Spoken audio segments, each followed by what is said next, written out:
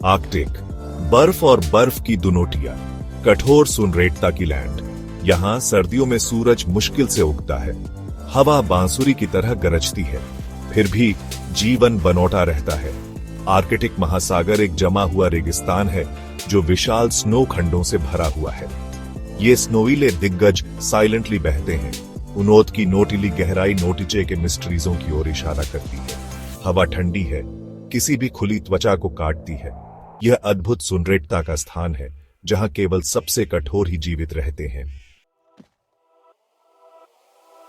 बर्फ से एक विशाल सफेद आकृति वेंचुरिंगती है। यह एक ध्रुवीय भालू है, इस जमे हुए क्षेत्र का नोटिर्विवाद किंग। इसका मोटा कोट, बर्फ के खिलाफ एक आराटेश छलावरण, एक पावरशाली हंटिंगी को छुपाता है। ब्लोइंग के समय उसकी फर के नोटिचे मांसपेशियां लहराती हैं। भालू अत्यधिक ताकत का प्राणी है। यह मीलों दूर से बर्फ के नोटिचे छिपी सील की तरह शिकार को सूंघ सकता है। इसके पंजे बड़े और पंभुएवरण वाले जमी हुई सतह को आसानोटी से तोड़ सकते हैं। जो कोई भी उसके रास्ते को पार करता है उसका अहित हो। दूर दक्षिण में टुंड्रा और बर्फ के विशाल हिस्सों में एक अलग दुनोतिया है। यहां विशाल पर्वत श्रृंखलाएं आकाश को छेदती हैं। यह हिम तेंदुए का क्षेत्र है, मायावी और एकाकी। यह ऊंची चोटियों का प्रेत है। हिम तेंदुआ चुपके का उस्ताद है।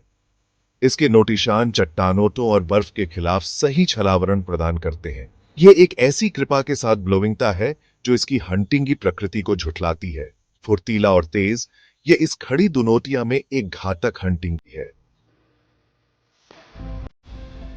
आर्कटिक में चेंज की विंदें चल रही हैं। बर्फ जो कभी एक स्थायी स्थिरता थी, खतरनाक दर से पिघल रही है। जानोतवरों को अनोतुकुलन करनोटे के लिए मजबूर किया जा रहा है। उनोत के क्षेत्र सिकुड़ रहे हैं और कभी कभी उनोत के रास्ते अप्रत्याशित तरीकों से मिलते हैं। हवा में जानोतवरों के बीच बात फैलती है। एक अजनोतबी को उसके सामानोत्य शिकार क्षेत्र से बहुत दूर देखा गया है। माउंटेनों का एक क्रीचर अब बर्फ पर नॉटिकल रहा है। ध्रुवीय भालू जो शीर्ष हंटिंगी होनोटे का आदी है, जलन के साथ जिज्ञासा की एक झिलमिलाहट महसूस करता है। भाग 5, टाइट नॉट्स का क्लैश। ध्रुवीय भालू अपना सिर उठाता है, हवा को सूंघता है। वहां फारी में एक नोटई आकृति सफेद कैनोटवास के खिलाफ ब्लोविंगती है। चिकनोटा, मांसल और नोटेड विवाद कैपेसिटी से जगह से बाहर। हिम तेंदुआ भूख और हताशा से प्रेरित होकर बर्फ पर जितनोटा उस नोटे कभी सोचा था, उससे कहीं आगे नॉटिकल गया है। जमे हुए विस्तार में उनोत की नौजरें मिलती हैं। ध्रुवीय भालू, सफेद फर का पहाड़, अपनी जमीन पर खड़ा है। हिम तेंदुआ छोटा लेकिन अविश्वसनीय कैपेसिटी से फुर्तीला, तनोटावपूर्ण है। एक पल के लिए समय स्थिर सा लगता है। आर्कटिक की जायंटता इस असंभाव्य कॉन्फ्रंटेशन के लिए एक मूक रंगभूमि बनोटाती है। भाग 7, हंटिंगियों का नौतृत्य। तनोताव टूट जाता है। दो हंटिंगी इस संक्षिप्त क्षण के लिए अपनी प्रवृत्ति को अलग रख देते हैं। वे एक दूसरे का चक्कर लगाते हैं। जिज्ञासा आक्रामकता की जगह लेती है।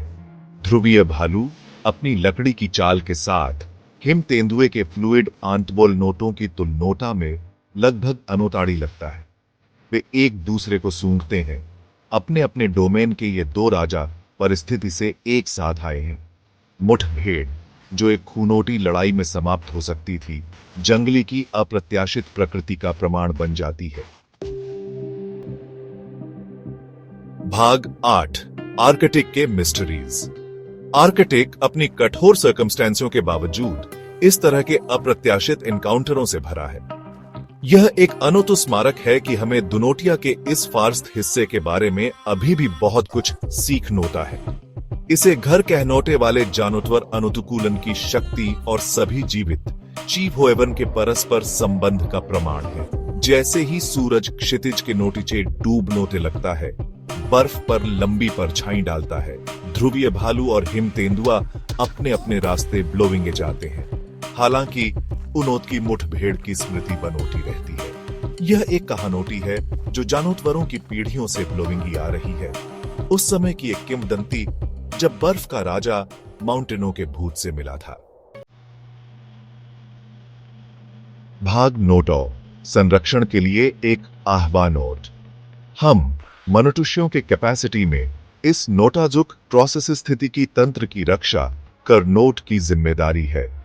जलवायु परिवर्तन के कारण आर्कटिक अनप्रेसिडेंटेड चुनौतियों का सामना कर रहा है।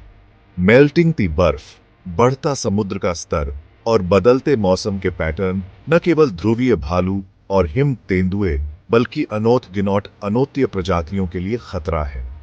यह हमारे लिए कार्य करने का समय है। हमें अपने कार्बन पदचिह्न को कम करना चाहिए, स्थायी प्रथाओं की वकालत करनी चाहिए और इस कीमती जंगल के संरक्षण के लिए काम करने वाले संगठनों का समर्थन करना चाहिए। आर्कटिक का भविष्य और वास्तव में ग्रह इस पर निर्भर करता है।